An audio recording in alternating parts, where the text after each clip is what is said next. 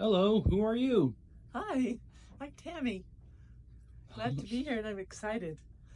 What do you have to show us today? I am just crazy about stitching, but like our grandmas taught us, half of our sewing is done at the ironing board. We've got a press in between each of our steps, and then everything looks so much better, professional and lace flat and curves with the contours. So I'm sharing some of our products that we have here at quiltandsew.com that help us a bunch. First of all, we have a separate press cloth. Uh, it helps protect your fabrics, and if there's any little bit of dust or debris from a previous sewer, you can protect your fabric. So you're seeing an ironing board cover as well as a press cloth, and you can certainly make your own. We're going to just play here with some cotton fabrics today, and I'm sharing the hot rulers. They're not only hot, they are hot. They can withstand the full settings on your iron, as well as a steam iron or a steamer or spray. We like to use best press spray as well as the distilled water, depending on what you're doing. So I've got fabric, and I'm doing fashion fabric side down, so I'm not putting my iron directly on the fashion fabric. I'm on the wrong side, and here's our little hot ruler. This particular one is the large. They come in a variety of sizes, and I really like the one with the curved edge. But before I start, I'm going to take just a little bit of spray. I have this on the light spray mode, so it's just barely like misting. And then you can pick how much of an edge your pattern or your design needs folded under and pressed. I'm on a cotton setting. Okay, let's have some fun. This withstands. You're kind of nervous at first because you think, oh, I'm going to melt something. But now I am ready to fold up a 1/4 inch raw edge and just iron right to it. And actually, I said iron, but it's pressing. Ironing's a back and forth method, but pressing is giving it all your strength and just pressing up and down, and you can count to 10 if you're not sure. Up and down and count them. 1001, 1002. You'll make a few wishes. All right. When that's done and pulled away, it is now very accurate and straight. And if this was a hem, then I would put this up and do one more turn to be a turned and stitched hem. But having this all pre-pressed with the hot rulers, it eliminates all that pinning or using your clips. So I'll do another little light spray and then fold this up right up against the hot ruler edge onto that line, and voila, you look like you are a pro. Okay.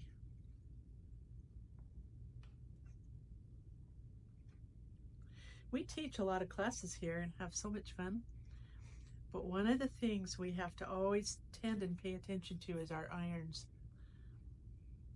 We have quite a variety and our favorites, of course, but one of the issues that we have to always check is the surface.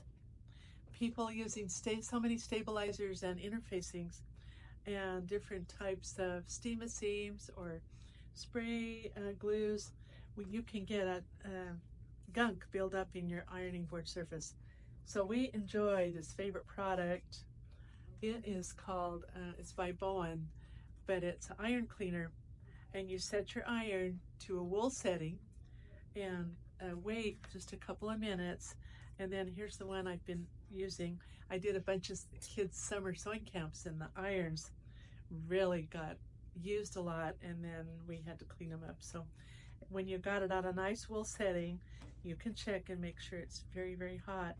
But then you just run this along it like you're washing it, and it'll do a little sizzling, and it actually works through those holes or whatever kind of surface you have. Even a Teflon, if you have a Teflon coated iron, this works. But you get it good, and I keep an old rag or a towel and then run it along and get that all off. And then if I have any residue left, I do it again, sometimes up to 3 times. But then you'll see this was really mucky and ucky, and I've got it pretty cleaned up again for a new group of stitchers and creators.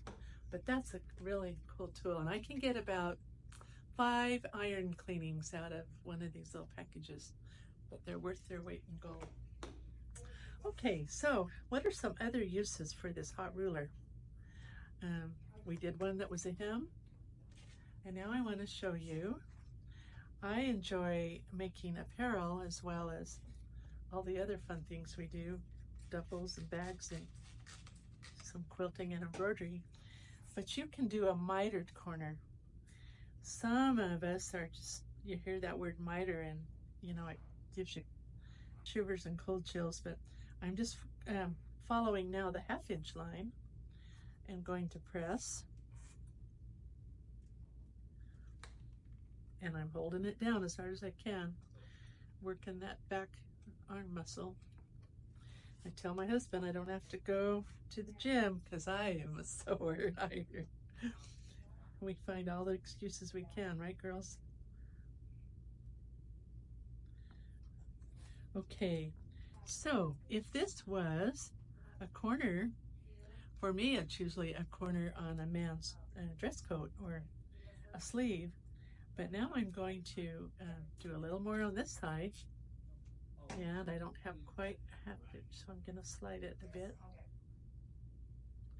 But I'm now going to take and put my finger on that little spot, but fold it up and iron this direction, or press this direction.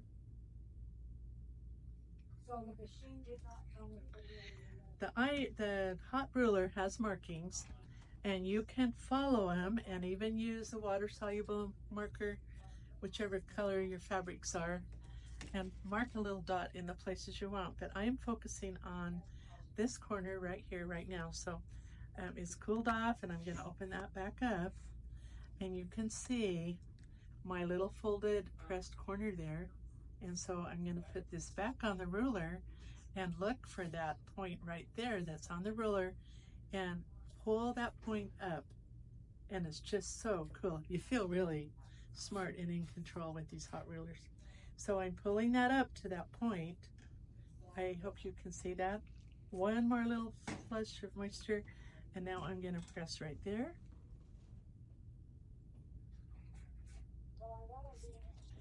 And then when I turn this side now back to where I had it before, and this side back to where I had it before, I have created a mitered corner that the design schools in Paris are like, we had to do it the hard way. And with the hot ruler, I could do it the easy way and save hours of time. Okay. So now, when that cools off, I can slip that away, and I've got a true mitered corner right here, so that now I can apply that if it's on a garment, or if I'm wanting to put it on a table runner or a placemat or a quilt piece. Okay, the last thing I wanted to share, actually this first one, it could be any size of a hem you're doing for apparel. This last one, we wanted to also show you marking tools at the iron. We have tried and used all kinds of marking tools, but we have a favorite now. It's the Ultimate Marking Pencil, and it comes in a clear tube, and the tube actually protects it, so you can just pull out. I've got a used one, and that was the new one, but you can pull out and just have the tip be the part that hangs out, so it doesn't break on you as easy as Teresa and I with our chalk and our TaylorMade. And now I can't get that open, but I have pre-marked maybe an autumn leaf. Just created one out of my head, and I marked a place on it right on my fabric with this pointed marker, and just gone along it and marked it. And then I've cut it out to place on whatever kind of a project I'm doing. This particular one, I'm going to wrap around a big flashlight lamp, so the light glimmers in a flickering light. And now my little leaf is ready to place on here. But what we like about these Ultimate Marking Pencils is with heat, these iron off. It's called iron off. With the heat or a little bit of moisture in the heat, the line all disappears. So as an apparel, a clothes maker, I like marking where my pocket needs to go, or an epaulette, or even a tab front with buttons and buttonholes. It's really valuable to even just keep close at hand. But you can see how the marks are here, and I was going to show you how they disappear on this one. I usually do, instead of pressing, I do the ironing where you can just move this around and it's voila, magic. I tell my grandkids I can do magic, and I do in the sewing room, but that is completely gone. And I have tried this on specialty fabrics. I like natural fibers, silk, wool, cotton, flax, tencel. It works on all of them. I'm just careful when I'm using specialty fabrics to lay my press cloth over it, so I'm never putting the iron directly on specialty fabrics. You can on cottons, but if you're using a fabric like we all have now, unidentifiable fibers or recycled fibers, we're not sure what they are. So that's why I have this loose press cloth on top of my ironing board, so I can just use it to protect little edges. I hope this is helpful to you in some way, or it will help validate what you're doing, and have fun stitching.